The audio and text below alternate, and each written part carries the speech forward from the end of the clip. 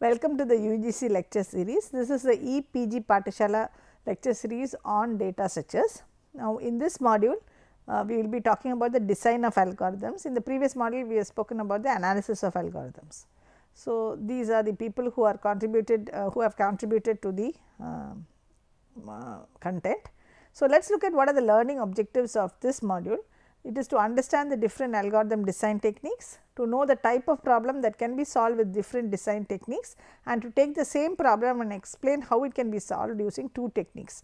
Now, again this is a small module that explains design, but our course is on data structures, but still we should understand the design technique to understand how to choose the data structures and how the design methodology affects the choice of data structures.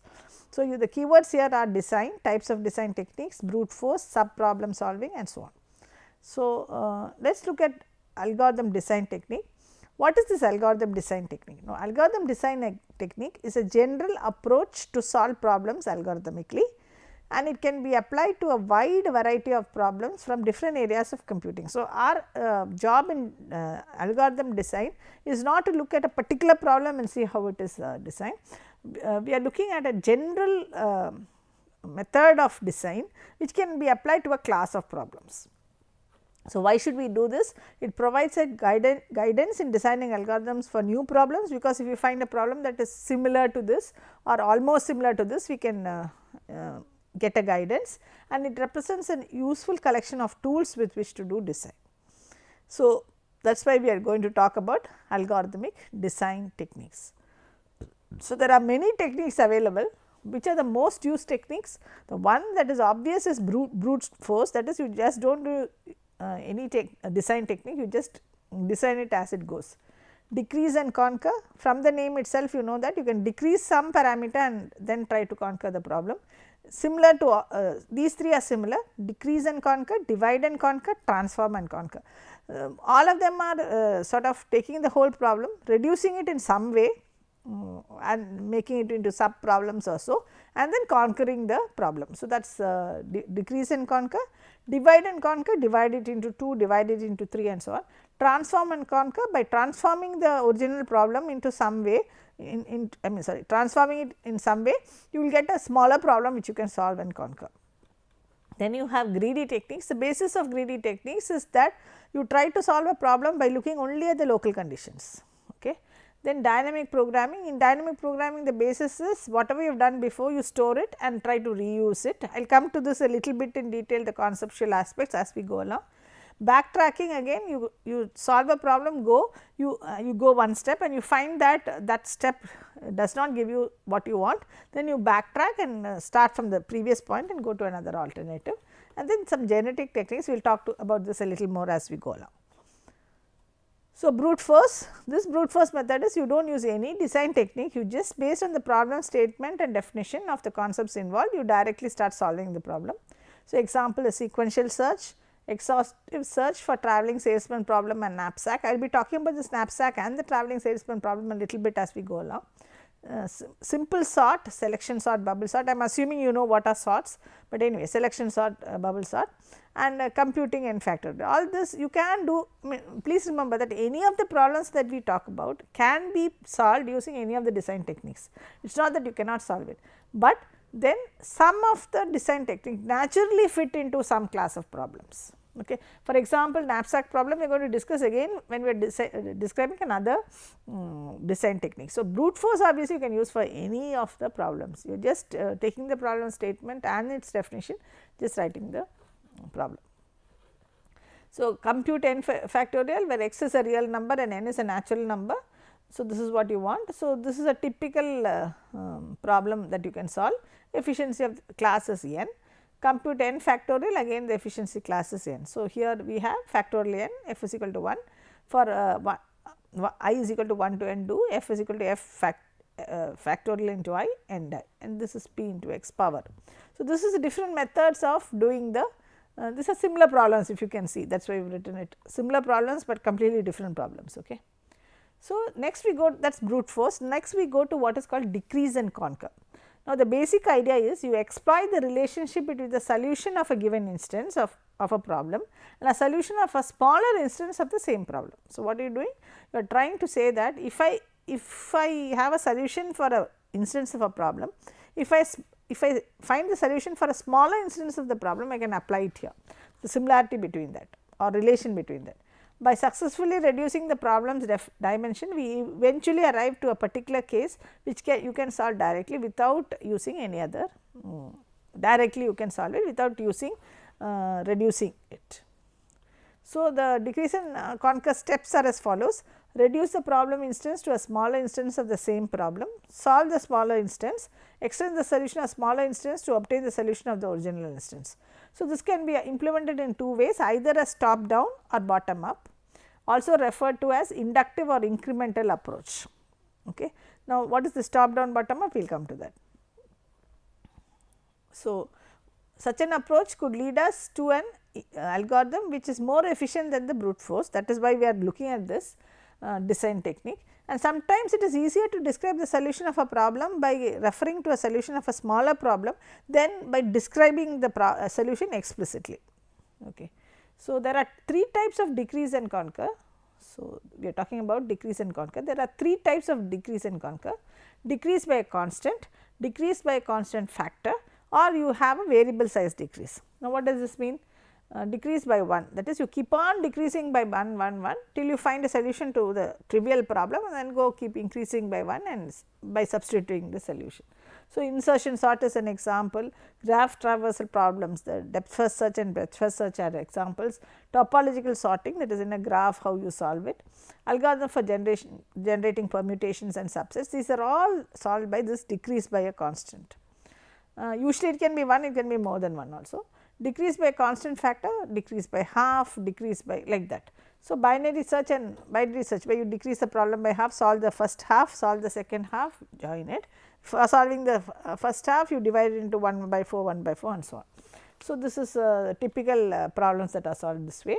Variable size decrease, the Euclid's, that is you do not it is not constantly you are not decreasing, you decrease by variable size, and this is called as selection by partition problem can be solved, the Euclid's problem can be solved.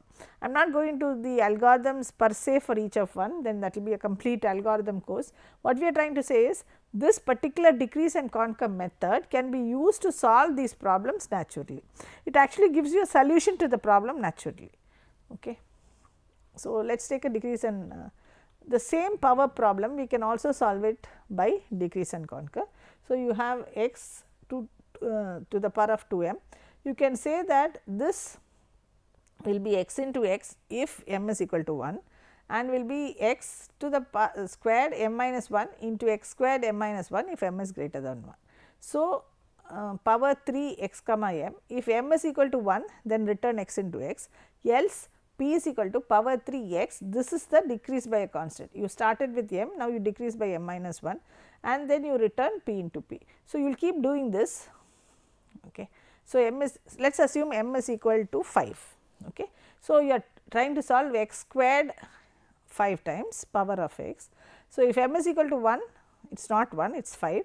So, you write p is equal to power 3 of x 4, okay.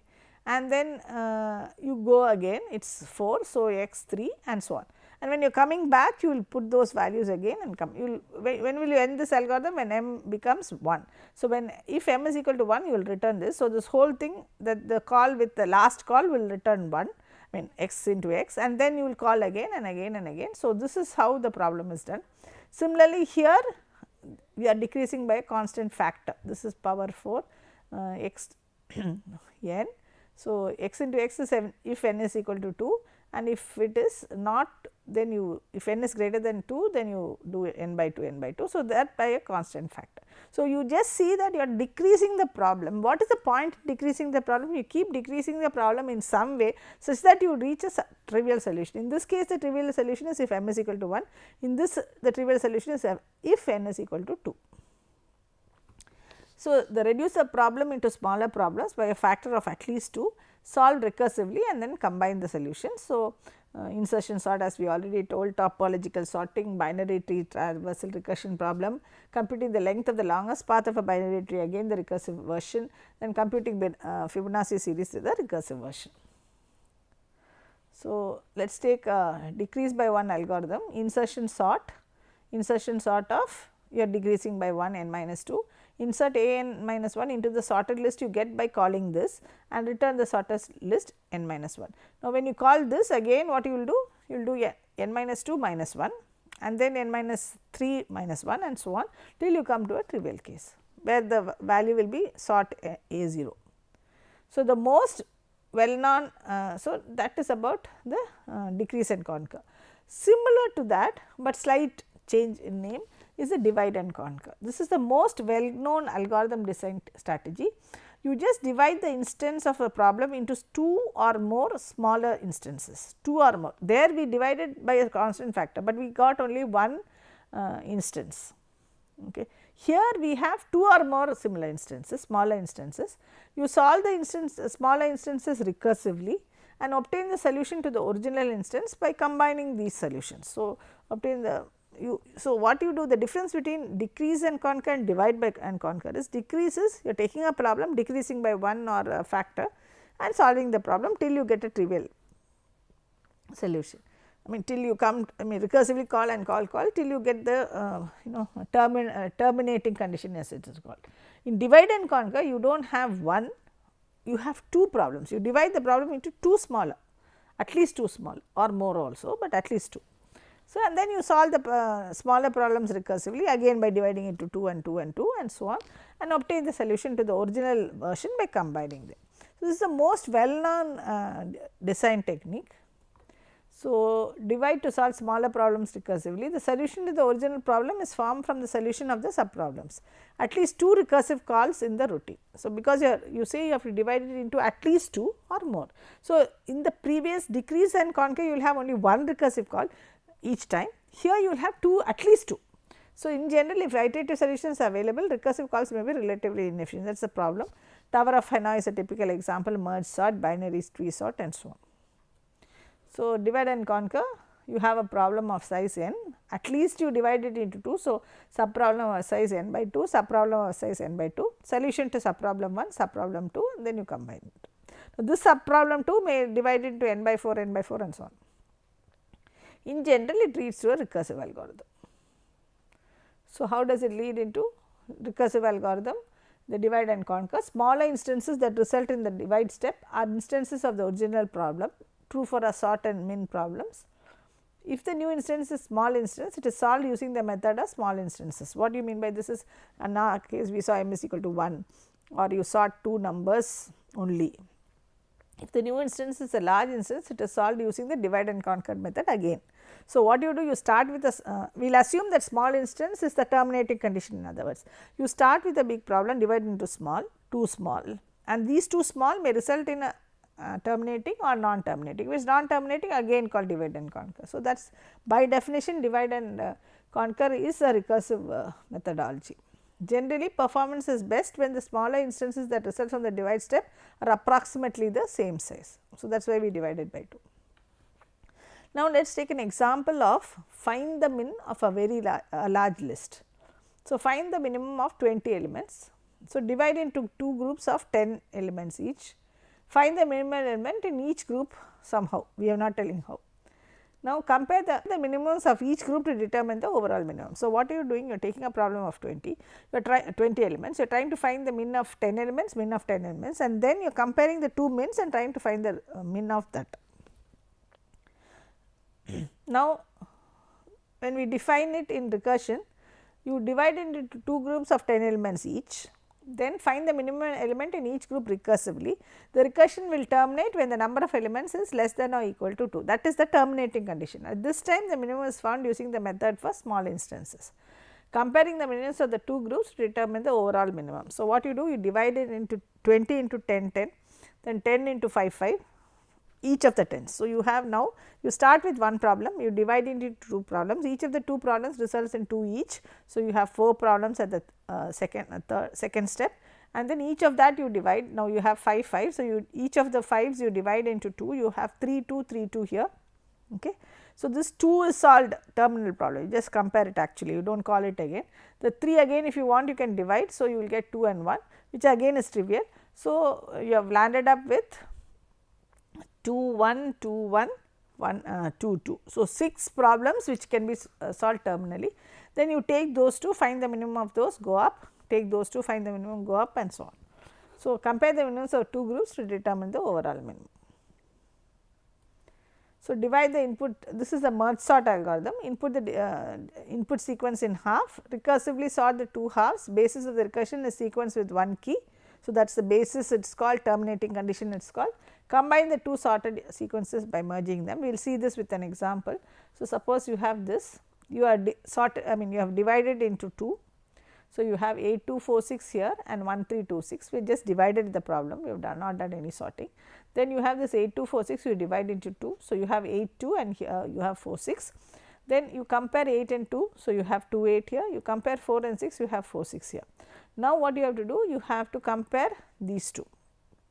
So, this if you take 2 as a trivial problem, because you are just doing comparison. So, out of this 2 is the minimum, out of this 4 is the minimum. So, compare 2 and 4. So, you get 2 4 6 8. Now, this 1 3 2 6 you go about 1 3 2 6. So, you have 1 and 3 and 2 and 6, you have 1 3 in order, 2 6 in order, and you have 1 2 3 6. Okay. So, now what you do? This you combine together, the minimum of those.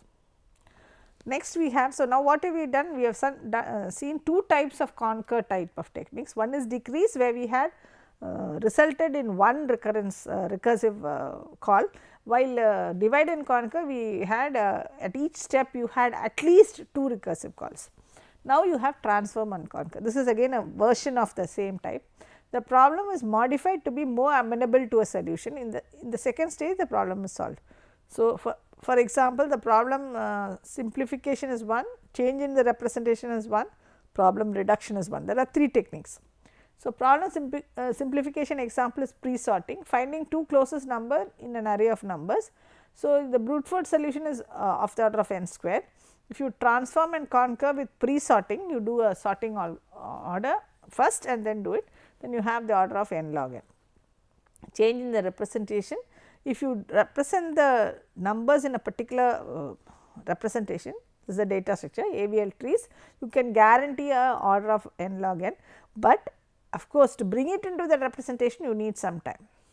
Then problem reduction, this all is makes sense if you have large numbers.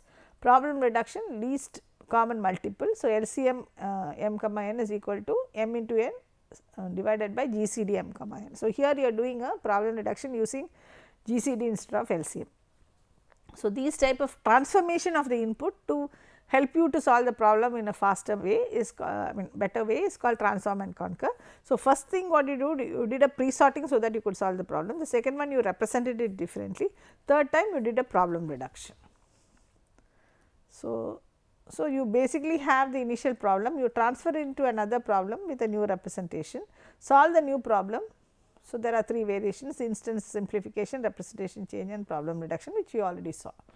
So, instance simplification is reducing the problem to a simpler one. Here you have p sorting, that is a sort, or you can have Gaussian elimination or search trees. These are some of the mechanisms that are used for simplification in a number of algorithms that are today used, like machine learning and so on. So, given a random list of numbers, determine if there are any duplicates. Brute force, what do you have to do? You have to compare every pair, and the worst case of this takes of the order of n square. Transform and conquer, what will you do? Sort the list and then compare ai with ai plus 1. So, it takes I time. So, checking of the order of n plus good sorting algorithm such as merge sort. So, it will take the order of n log n only. Transform and conquer method is much more beneficial than using the normal brute force. So, next we will go to the next topic, which is greedy techniques. Now, greedy techniques is again, as I told you, instead of looking for a global solution, look for a local solution. Why you call it greedy? That is, you are not going looking as soon as you see some optimized solution or some best solution, take it. That is why it is called greedy.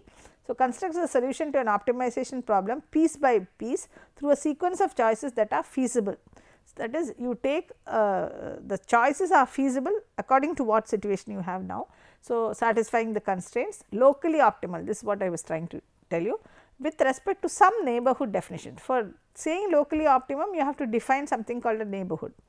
Then greedy in terms of some measure, and it is irrevocable. It is how do you say greedy? In terms of time, in terms of choice, whatever.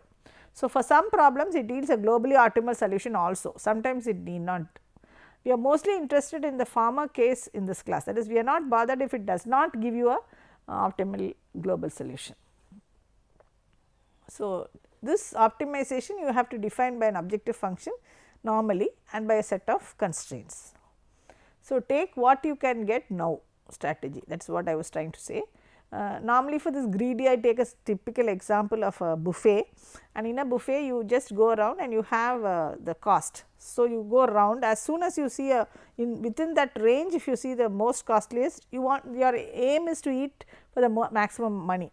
So, you take that and select it, but actually overall global this may not be the maximum, but by looking at this place, this is the maximum. Like that is what is called as take what you can get now strategy. It work in phases, in each phase the currently best decision is made, that is what I was trying to tell you. Example is Dijkstra's algorithm, the shortest path is the weighted paths. Prim's algorithm, Kruskal's algorithm, minimal spanning tree, coin exchange problem, Huffman's trees. These are typical algorithms that use this greedy technique. So, we will take a example, as I told you, the travelling salesman, you cannot go through computer science without knowing some algorithms. Some of them is travelling salesman, knapsack problem, and some of those shortest path problems and so on. So, here we take the knapsack problem. Now, we define the knapsack problem in two ways. You have a 0-1 knapsack problem. So, here what you do, a thief is robbing a store and finds n items. Now, ith item worth Vi rupees and weighing Wi kg. So, Wi and Vi we assume are integers. Wi is the weight of an item, Vi is the cost of the item, and W, I will tell you what W is. W is the total weight he can take. So, he can carry at most W kg. Now, which item should he take? This is the question he has to answer. So, this is the 0-1 knapsack problem. Why we call it 0-1? He can either take a item or not take an item, that is the only possibility that exists. Okay. He cannot take half an item. So, that is why it is called a 0-1 knapsack problem. The fractional knapsack problem, he can take fractions of items, whether that is allowed or not, it depends on the problem, but anyway that is how the problem is defined, he can take fractions of items. So, now let us take the knapsack problem. What is the knapsack problem telling you? We have just defined something. What we have defined, we are assuming there are n items, we are assuming that each item has value Vi and weight Wi, and we are saying that the person can take W kg, maximum of W kg. This is what we said, and we said that there are two types, either he can take an item or not take an item, or he can take fractional of the items. Now, let us assume that let us consider the most valuable load that weighs at most W kg. If jth item is removed from his load, the remaining load must be the most valuable load weighing at most W minus Wj that he can take from the n minus 1 original item excluding j. Now, what is he doing? He has all the items, then he takes the most valuable item, okay, and then so that let us assume that Wj is that item j is that valuable item. Now, what is remaining? The total W minus the weight of this Wj is the total. Now, that weight he has to take from n minus 1 original, and then from that he takes the maximum weight item, value item and so on. So, can be solved by dynamic program. Of course, not only maximum, it can at most weigh only W, that is a constraint, right. So, suppose I have n items and Wi has to, which you can choose only those items which has Wi less than W in the first case. After you remove that, which is less than W minus Wi and so on. So, that is this can be solved by dynamic programming. So, applicable when sub problems are not independent, here they are not independent. Bottom up, a table of solutions to sub problems is filled starting with the problem's smallest sub problems. Solution to the original instance of the problem is then obtained from the table constructed. This is a top down is a memory function, you assume you have it and then you start. So, bottom up technique in which the smallest sub instances are explicitly solved first and the results of these used to construct solutions to progressively larger sub problems. So, Fibonacci number is an example. So, what are the elements of dynamic programming? Constructing solution to a problem by building it up dynamically from solutions to smaller or simpler sub problems. Sub instances are combined to obtain sub instances of increasing size until finally you have reached the original instance. So, you have to make a choice at each step, but the choice, here is the difference, the choice depends on the solutions of the sub problems, may depend on the solutions of the sub problems. For example, in our case, when we take some W A as a first, the next that you take depends on W minus W A and you must assume that W is no longer there in a set. So, that is why we say it depends. So, principle of optimality, the optimal solution to any non-trivial instance of a problem is a combination of the optimal solutions to some of its sub problems. This is an assumption we make, and then we have what is called memoization, that is overlapping sub problems. Avoid calculating the same thing twice. That is why you usually keep a table of known results, so that if you come across those sub instances again, you can just look up the table and take the values. Next comes the next major technique. So, we have seen only one knapsack problem now, we will come to the other knapsack problem later. Next is backtracking. Suppose you have made a series of decisions among various choices, where you do not have enough information to know which you can choose. So, I am reached a point, I want to choose either this path or this path, I do not know anything now. So, I choose one. So, and each when you choose that path you have a set of instant choices, if you choose this path you have a set of other choices. So, some sequence of choices may be a solution to a problem. So, what is backtracking? Backtracking is a method of trying to come out from a series of decisions until you find the one that works. So, you start here, you take this choice, then you find you cannot reach a solution, you backtrack, take another choice and then find you cannot reach the solution, then you have to backtrack from this point itself and so on. So, you can backtrack any number of steps. So, generate and it is called also as generate and test methods based on exhaustive search in multiple choice problems, typically used with depth first state space search problems like puzzles. It is a typical tree based search problem where you have puzzles. So, you take one, you take that path, you find that you cannot find a solution. So, you remove that piece that you have put, that is why it is called a puzzle problem, go back, try another piece and so on. So, backtracking you have state space search, initial state, goal states and a set of intermediate states, and you have operators that you can operate from that transform one state to another. Each operator has preconditions and postconditions. So, and you have a cost associated with each of the operations, and you have an utility function to tell you if you use this operator how close is your given state to the goal state. So, a typical problem is the coloring map problem. You wish to color a map with, this is another problem that you typically must know if you are talking about computer science, and that is the map coloring problem. You wish to color a map with not more than 4 colors. So, let us assume red, yellow, green and blue. Adjacent countries must be in different colors, that is a constraint. So, you do not have enough information to choose the colors. So, what you do, each choice leads to another set of choices. So, one or more sequence of choices may lead to a solution or may not also, we do not know, but we have to try. So, many coloring problems can be solved with backtracking. So, you take a choice, then you go, then you find that you cannot do that choice was wrong, go back, choose another color. Now, the solution to the problem depends upon the adjacency of the components of the map. Next is recursive problems. The definitions are recursive problem, an algorithm which contains at least one recursive call, which we have already seen. So, recursive call of the same algorithm either directly, A calls itself, or indirectly algorithm A calls B, which in turn calls A, it can be either way. So, the cascade of recursive calls is similar to iterative programming, and each recursive algorithm must contain a particular case for which it returns the result without calling itself, that is what is the terminating condition as we call. The recursive algorithms are easy to implement, but necessarily the implementation need not be efficient because of the supplementary space that is required to keep the stack. So, this is an example of the recurrence equation, the recursive algorithm and the efficiency analysis, and finally, we will come to what is called as genetic algorithms. This is again a set of optimization problems with a set of constraints and optimization function, sort of like that greedy that we saw.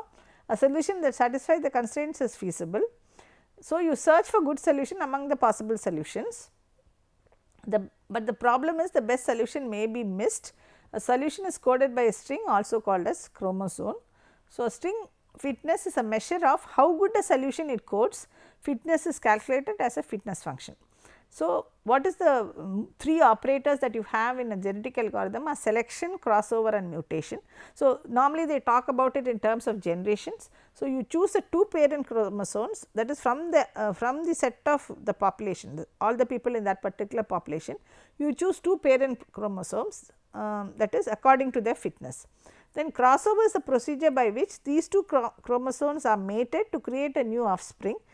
With the crossover probability, that is you have to choose the crossover in such a way that you form a new offspring. If no crossover is performed, then the offspring will be an exact copy of their parents. After doing crossover, you also have what is called a mutation. This mutation probability, after you find a new offspring, you will just flip certain bits, so that the position in the chromosome is slightly flipped, so that you get a randomness in your generation. So, you start generate random population of n chromosomes, evaluate a fitness function associated with each of the chromosome, then create a new population by repeating following steps until the new population is complete. If the end condition is satisfied, finish, algorithm is over. So, how to choose? By understand. Now, finally, what is the conclusion? So, we have seen many types of algorithm design principles like brute force, decrease and conquer, divide and conquer, transform and conquer. Then we saw backtracking, dynamic programming, and how to choose the approach by understanding the problem, by knowing the various problems and how they are solved using the different approaches. One thing I have left which is not covered here is how to solve the fractional, what is the best design technique to solve the fractional knapsack problem. So, that I leave it to you as a question, you just look that up. We solved the 0 and 1 knapsack problem. So, how to choose the approach, design approach? By understanding the problem, by knowing the various problems and what are their concepts. So, what we discuss here are the different design techniques, and we explain the different techniques using illustrative examples. We looked at some typical problems, the knapsack problem, we looked at the map coloring problem. There are many other algorithms which you will look in detail in an algorithm design analysis of algorithm course, but here why did we talk about this? Because some of the design techniques are suited to some type of data structures. So, when we talk about a data structure course, we also have to look at a little bit at the design techniques. So, that is what we did in this particular module. We will continue with the basic data structures from the next module onwards. So, thank you.